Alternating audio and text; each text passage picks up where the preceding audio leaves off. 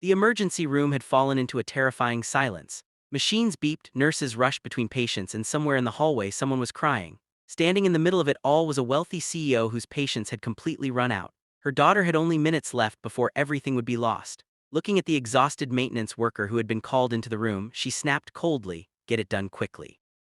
Nobody expected the quiet single father to slowly remove his worn jacket, revealing the faded military medic tattoo on his arm. In that instant, every person in the room realized they had been judging the wrong man. Before we begin, if you believe kindness, second chances, and hidden heroes deserve to be celebrated, please like this video, leave a comment, share it with someone who believes in humanity, and subscribe to Kindness Legacy. Your support helps us share more unforgettable stories that remind the world compassion still exists. Every hospital has invisible people. Patients notice the doctors. Families remember the surgeons. Wealthy donors have their names engraved on marble walls. But almost nobody notices the janitor pushing a cart through silent hallways before sunrise, or the maintenance worker quietly fixing broken equipment while everyone sleeps. Rowan Mercer had become one of those invisible people. At 37 years old, Rowan's life looked nothing like it had 10 years earlier. Once a decorated combat medic who had saved countless lives overseas, he had returned home carrying scars nobody could see. His wife had passed away after a long battle with cancer, leaving him to raise his 7-year-old daughter Nora completely alone. Medical bills had swallowed every dollar they owned. The medals in his closet could not pay rent. Heroism did not buy groceries. Eventually, Rowan accepted the only steady job he could find: hospital maintenance. Every morning before dawn, he helped Nora get dressed for school, braided her messy blonde hair after watching countless tutorial videos, packed her lunch with whatever food they could afford, and walked her to the neighborhood bus stop. She always hugged him tightly before climbing aboard. She never cared that his uniform had faded. She never noticed the holes in his shoes. To Nora, her father was still the strongest man in the world. Rowan smiled every time she waved goodbye, but as soon as the bus disappeared around the corner, reality returned. Bills waited at home. Rent was overdue again. His truck barely started each morning, and he often skipped lunch so Nora would never have to. Still, he refused to complain. His late wife had once told him that dignity was something nobody could take unless you surrendered it yourself. He held on to those words every day. Cross town lived Celeste Hawthorne, the celebrated CEO of Hawthorne Biotech, one of the fastest-growing medical companies in the country. Newspapers praised her intelligence. Television called her one of the most powerful women in business. Investors admired her confidence, but success had come with a cost. Years of difficult decisions had built invisible walls around her heart. She expected perfection from everyone she met. Employees feared disappointing her because mistakes usually ended careers.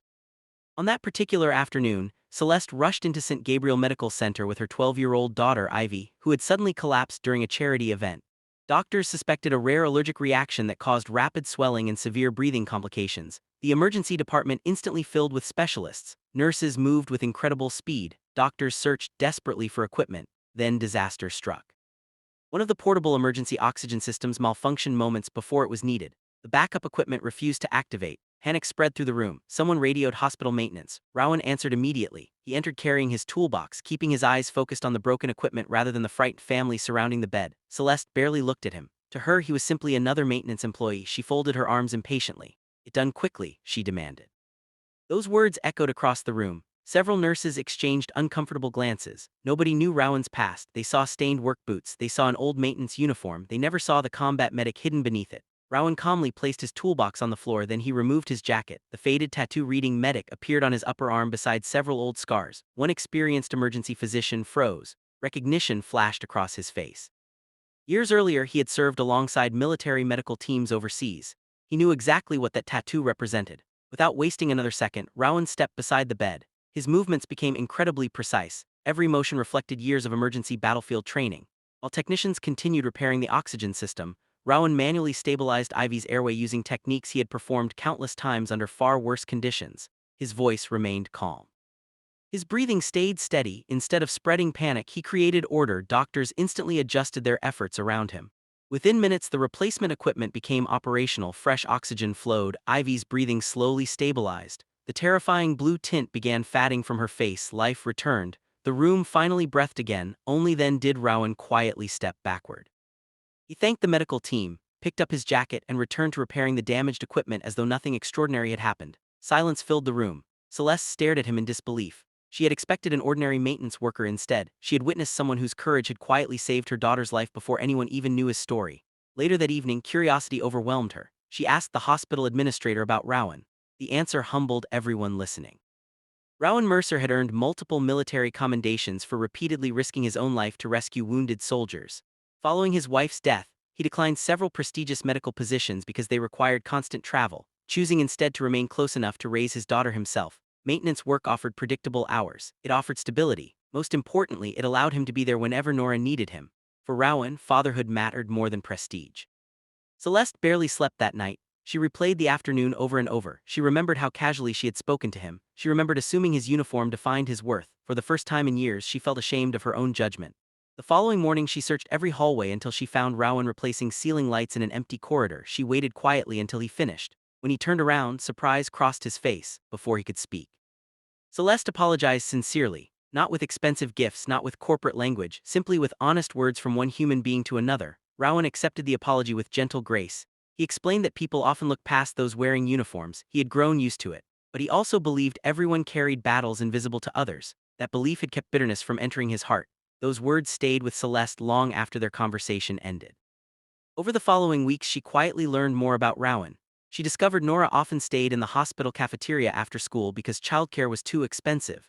She learned Rowan secretly volunteered to repair elderly patients' wheelchairs without charging anyone. He fixed broken toys for children admitted to pediatric wards. He donated blood regularly. He never told anyone. Recognition had never motivated him. Kindness simply had.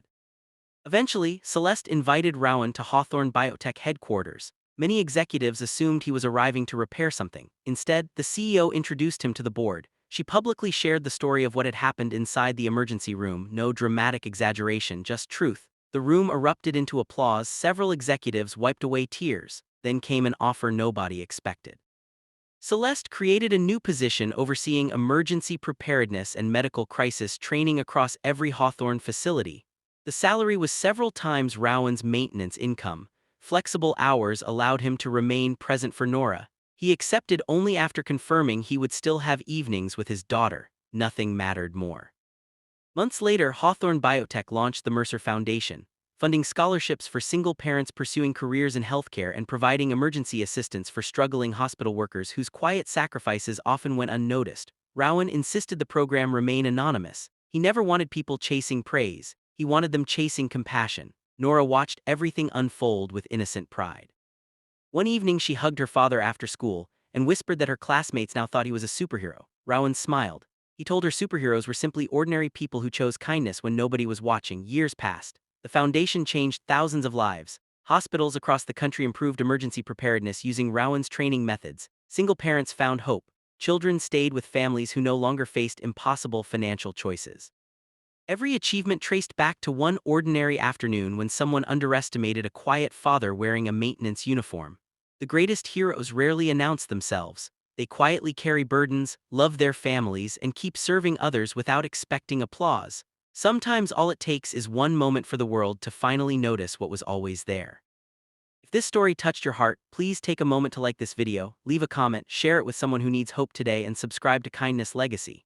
Every act of support helps these messages of kindness reach more people around the world. Glowing star special request. Before this story ends, please comment. Kindness sees what pride cannot, because appearances can deceive, titles can mislead, and uniforms never reveal the full story. Behind tired eyes may stand someone who has survived unimaginable pain. Behind humble work may live extraordinary courage. Rowan Mercer never asked the world to recognize him. He simply chose love over bitterness, humility over pride, and service over recognition. In the end, it wasn't wealth or power that changed lives. It was the quiet strength of a single father who refused to stop doing the right thing, even when nobody was looking. And perhaps that is the greatest legacy any person can leave behind.